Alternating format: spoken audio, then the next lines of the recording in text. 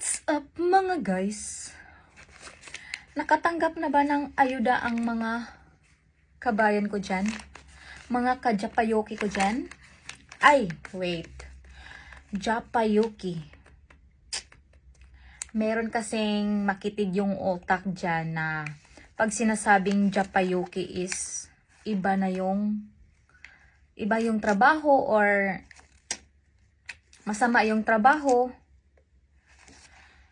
Ganon kakitid yung utak ng mga tao dyan. Dyan, nanood sa video na to.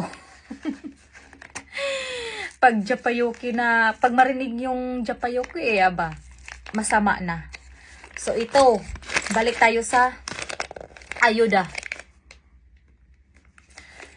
Sa mga nakakaalam ng kung ano talaga ang ibig sabihin ng Japayuki, magko-comment dyan below. Yan, basahin nyo para malaman nyo kung anong ibig sabihin ng Japayuki. Hindi kung ano-ano ang mga sinasabi, yung mga makikitid yung utak.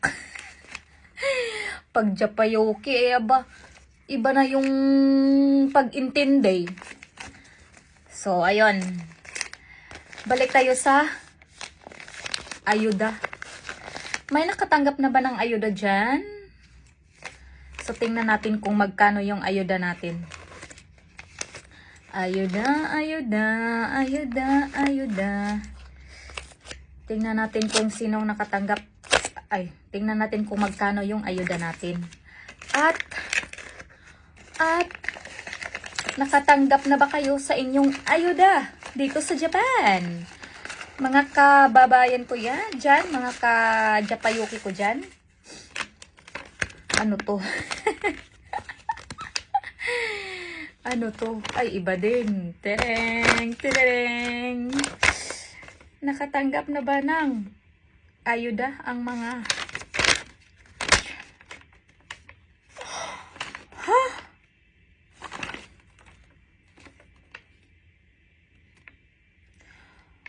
Yung ayuda ko is ano sana? 25,000. Bakit naging ano na lang?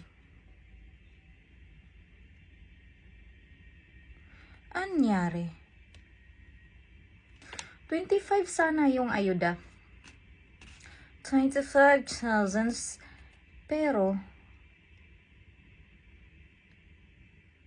25,000. Di ko naman maintindihan.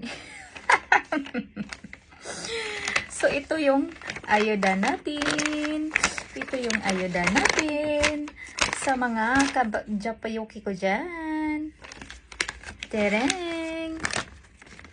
21 daw.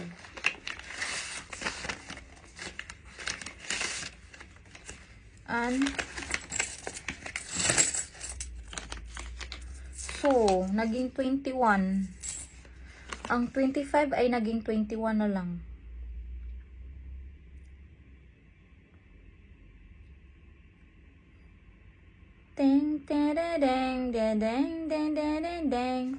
So, wash out sa mga nakatanggap ng ayuda dyan. Ayuda. Ito ay tax refund. Kung magpadala kayo sa Pinas, magpadala kayo ng tira sa Pinas ay may mababalik sa inyo na tax refund. Pero, syempre, buong isang taon, naubos mo yung pira mo sa padala sa Pinas, pero yung, natatanggap mo lang is,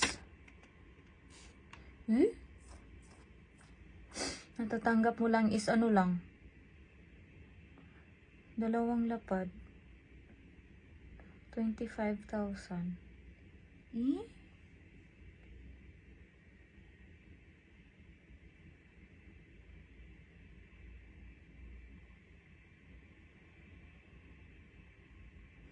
Why?